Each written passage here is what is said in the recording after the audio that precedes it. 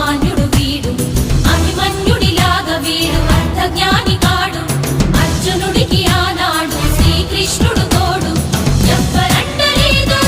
ఒంటరైతే కాడు వీరమాత పెంచిన మన తెలుగు బిడ్డ వీడు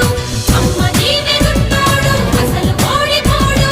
ఎంత శత్రువైనా అంతు తేల్చుతాడు శక్తి ఉంది యుక్తి ఉంది గుండె నిండా దమ్ము ఉంది అస్త్రముంది